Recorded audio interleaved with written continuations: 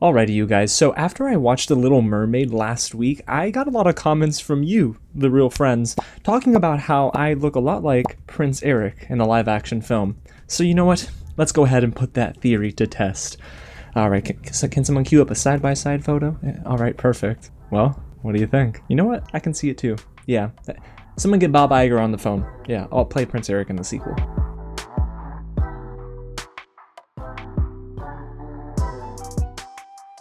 What's going on, everyone? James here with another real review, and today, yes, I'm going to give you all of my spoiler-free thoughts on the live-action adaptation of The Little Mermaid. A huge thank you to Disney, and honestly, giving us the chance to watch this in a Dolby theater, because this is an experience in Dolby that actually makes a huge difference. I mean, you can check it out in theaters this weekend, May 26th, and if you're going to go to a theater, I do recommend the Dolby Theater. It's directed by Rob Marshall, who's directed some classics like Chicago, and it's starring Halle Bailey as Ariel, Jonah Hauer-King as Prince Eric, Melissa McCarthy as Ursula, Javier Bardem as King Triton, Daveed Diggs as Sebastian, Jacob Tremblay as Flounder, and Awkwafina as Scuttle. Now, if you've seen the 1989 classic, which is one of my favorite Disney movies of all time, you already know what the story is going to be in this live-action adaptation. There's really nothing that's changed too much about the story itself. There are some creative decisions that we'll talk about, but in case you're unfamiliar with what The Little Mermaid's all about, let's get into it. Let's just give you a little synopsis here. A young mermaid named Ariel makes a deal with a sea witch named Ursula to trade her beautiful voice for human legs so she can discover the world above and impress a prince named Eric. Now listen, y'all, I love the casting decision to bring in Halle Bailey as Ariel. It was a great choice, and I'm going to get into that in my positives. But before I give you all of my positives and my negatives, if it is your first time here at the channel, welcome to Real James, where I love talking about movies, TV, and all the news in between. So if you do too, hit the big red button below, get subscribed, and join the Real family. Hit that thumbs up button so more fans of The Little Mermaid can see this review, and get loud down below in the comments, and let me know, where does The Little Mermaid 1989 rank for you? And after you see the 2023 film, do you like it better or just the same as the original? Alrighty, y'all. Well, it's time to get into my positives because I want to start on an optimistic note. As you know, and if you saw my out-of-theater reaction, I talked about it there too, I'm not the biggest fan of these Disney live-action adaptations. I think at best, they're Cruella. At worst, you probably have something like Maleficent. Those are the films that I just don't necessarily love because what is it bringing that's new to the table? That's the thing. Why would it be necessary to make this into a live-action adaptation? Give us something that's different, not just a carbon copy of the original classic film that it's based on. And luckily here in The Little Mermaid, some of what they bring over from the original works. Not all of it, but I do want to start with the absolute standout here, because one name that you're going to be hearing a lot about once this movie drops this weekend is Halle Bailey. Now, I've been a fan of hers before getting into this movie because I like Chloe and Halle. Her and her sister are really amazing vocalists. Of course, Beyonce has given them her blessing. You know, she put them on the Run tour, part 2, which I thought was really cool. So I think that there's a lot to love with how she was able to express emotion through her singing here. Every note was breathtaking, and after each musical number, I was literally left with chills. I mean, even her version of Part of Your World is incredible. No slight to Jodie Benson, but Halle Bailey gives her a run for her money. I nearly started clapping in the theater, and I shouted her down. Okay, internally. I shouted her down internally.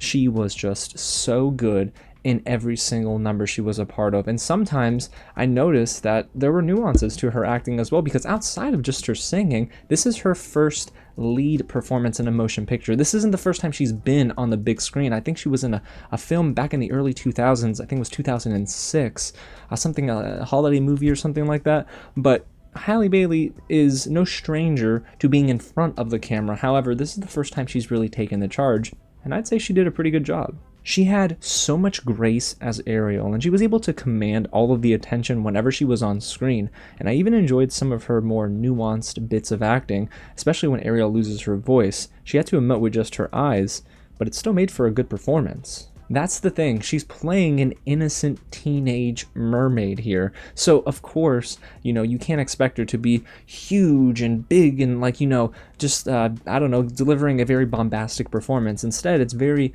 nuanced. It's calm, graceful, and outside of her singing, I thought she did enough to really help carry a lot of the scenes. But I was really curious, honestly, guys, who outside of Halle Bailey, who again did an incredible job here, will step up to the plate?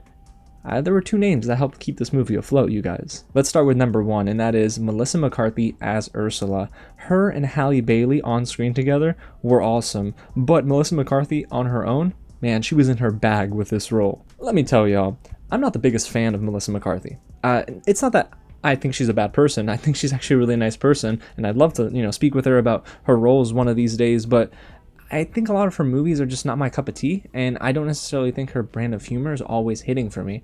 But here as Ursula, she had me laughing at times, but she was also really sinister in the best way. This is probably my favorite performance of hers that I've seen. Just the way she was able to be a little playful at times was also a little menacing, but her number, Poor Unfortunate Souls, is a strong contender for best musical number in the movie. Now listen, before y'all get mad at me, Part of Your World is still my number one moment in this film, but Poor Unfortunate Souls probably had the best visuals in the film. Not all the visuals worked in every single number, and we'll talk about that too, but in Poor Unfortunate Souls, man, everything was hitting. It was just firing on all cylinders for me, and it also helped, of course, that you saw it in a Dolby theater, so you picked up on some noises that you probably wouldn't in a regular digital screening, but man, Melissa McCarthy did great. But what about the second person that helped keep this movie afloat outside of Halle Bailey?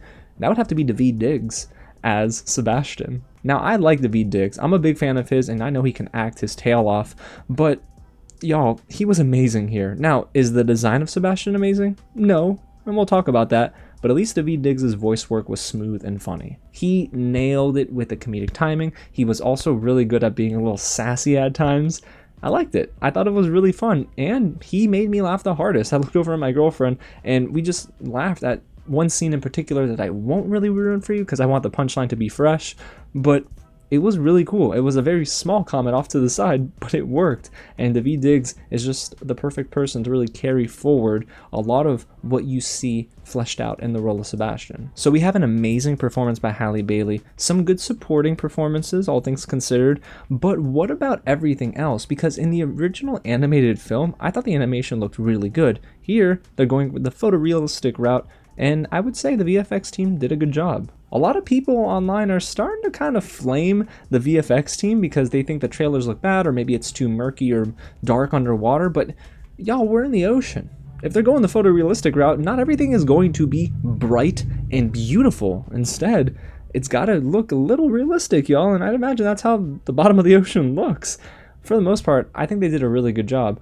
In the very beginning of the film, we kind of get transported underwater and get introduced to a lot of the visuals that we'd be seeing for the majority of the film, at least when we're under the sea.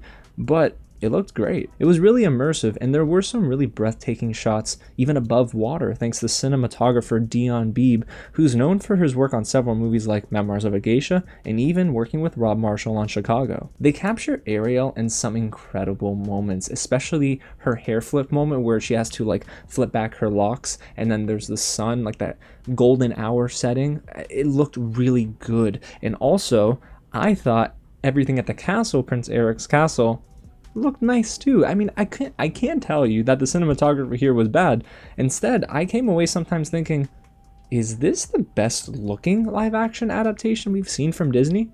And I think the answer is yes. Now, one thing I touched on in the beginning of this review was creative decisions that were not always the greatest, but there were some elements of the original 1989 movie that were enhanced in this adaptation in live action. Let's start with King Triton because he looks much cooler in this movie. Of course, it helps that Javier Bardem is playing him. Javier Bardem is an incredible actor. I mean, the man just commands your attention when he's on screen.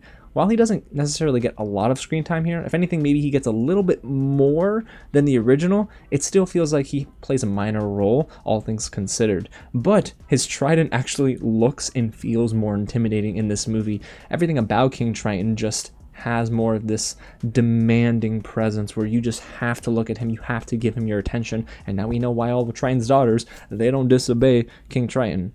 Well, except for Ariel, but that's part of the movie. There's also a great deal of representation here compared to the original film, and I know that's on purpose, but I loved it. I mean, there's a lot of representation, especially among the mer people of the sea. Triton's daughters, for examples, are diverse. Ariel, of course, is going to be the one that everyone's going to talk about, and they better talk about her in a positive way, because I love the fact that Ariel is a black mermaid.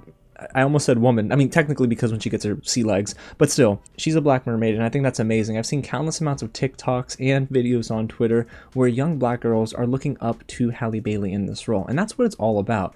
People that get mad over the fact that they changed her skin color, I think the argument is null and void, because it is a mermaid. The color of her skin has nothing to do with the role itself. However, now that they're actually able to bring in a great deal of representation even outside of Ariel, I think this makes the movie more accessible for many audiences. I mean, there's even a moment where they mention a country, Venezuela, if I'm not mistaken, and there were critics in my press screening that clapped. I think that's really cool. And even Prince Eric's family is diverse, with Noma Dumezweni playing his mother, Queen Selena. And heck, even Sir Grimsby, played by Art Malik, is much better in this movie than the original. He's a real one, guys, and he's a great wingman for Prince Eric. You'll know it when you see it. But yeah, I do think that those were the creative decisions that really worked. However, there are some other elements of this movie that don't make it one of the best films of the year. So let's now dive into and transition into my negatives for The Little Mermaid. Again, I don't necessarily think it's a terrible decision to kind of produce scenes that are carbon copies of the original, but at times they just fell flat. This movie tries to mirror the same exact lines and scenes from the animated film, but to a fault.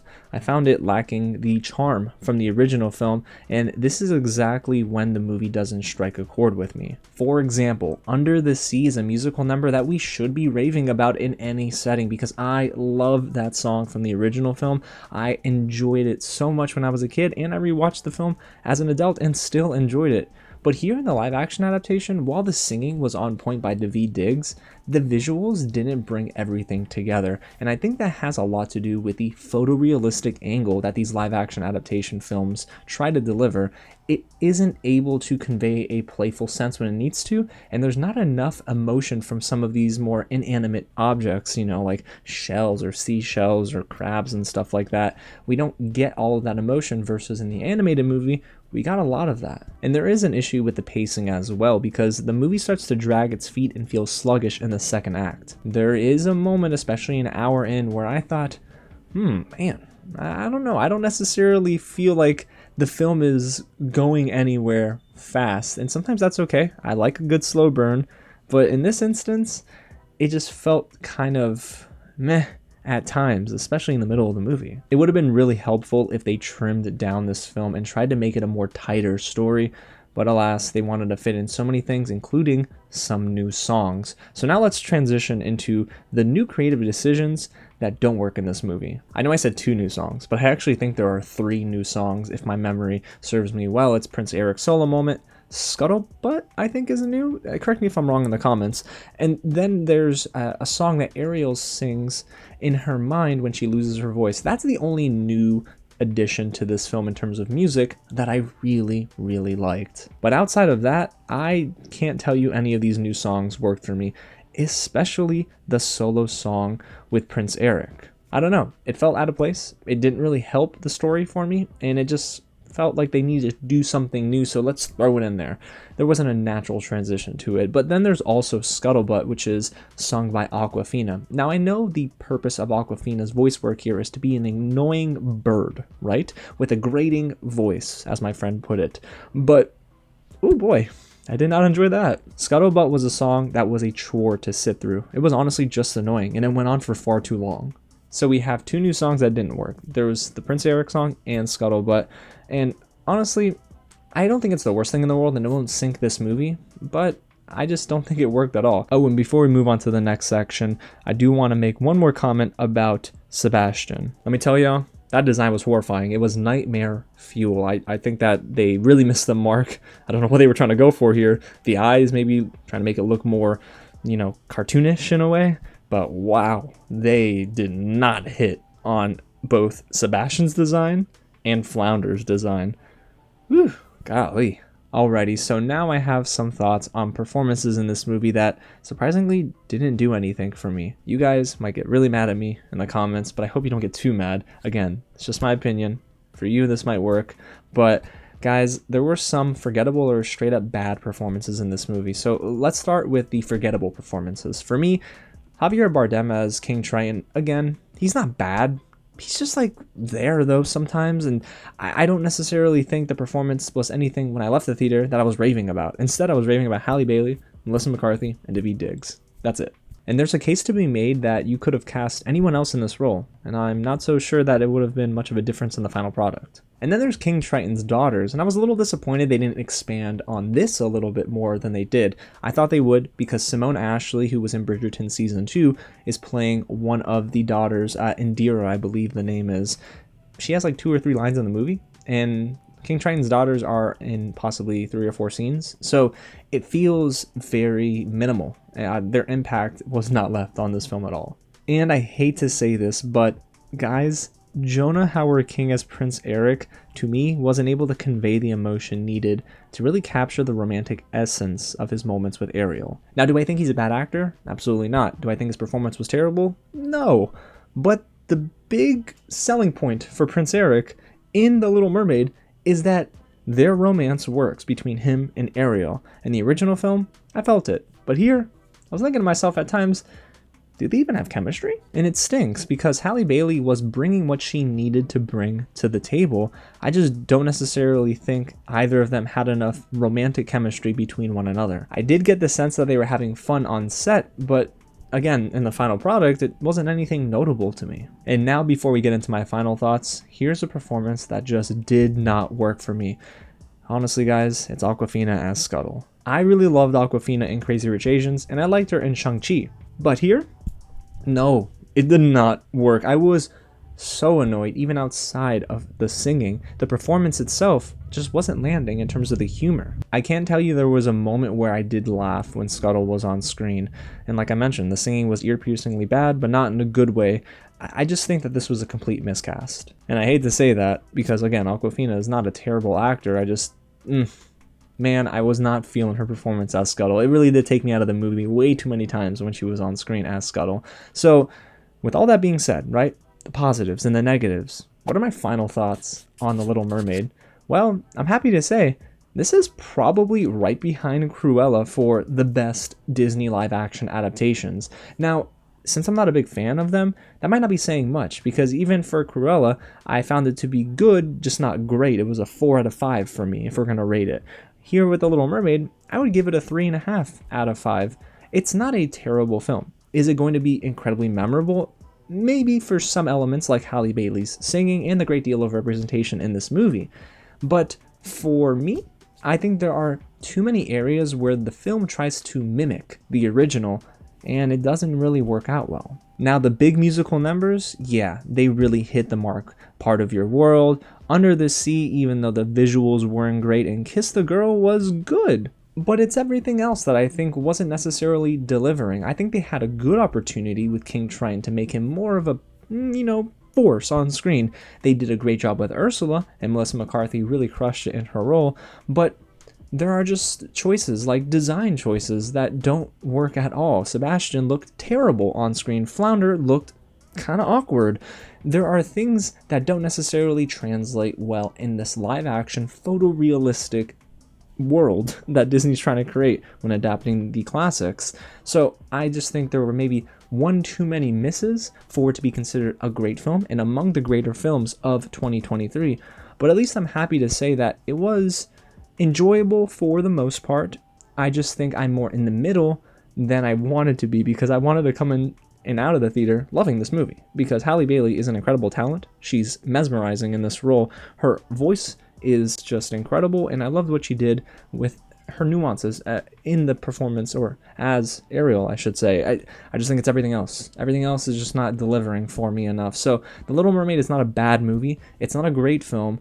I'm just in the middle on The Little Mermaid. But again, I think audiences are going to eat this up. It's going to be fun for fans of the original, but I do think your mileage will vary, especially if you are not a fan of the live action adaptations at all. I don't think this is going to change your mind. So there you have it, you guys. That's my real review of The Little Mermaid, which again hits theaters this weekend. So when you see it, let me know down below in the comments if you agree with me, if you disagree with me, or if you're maybe kind of in the middle on this movie as well. And hey, if you made it this far, go ahead and subscribe to the channel. Thank you for your support, you guys. We're so close to 20,000 subscribers, and it's due in large part to you. And hit the thumbs up button if you want to see more reviews and videos just like this. I'm excited for the week ahead, and even in June. We got a lot to cover in June, you guys. Listen, we're in summer movie season, so it's going to be so fun here on the channel. I can't wait to talk all about movies and TV shows with you as the year goes on.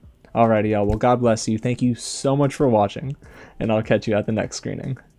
Seriously, though, Bob, hey, I want to be Prince Eric, okay? They're telling me. My audience is telling me I'm going to be Prince Eric, so we're going to do it.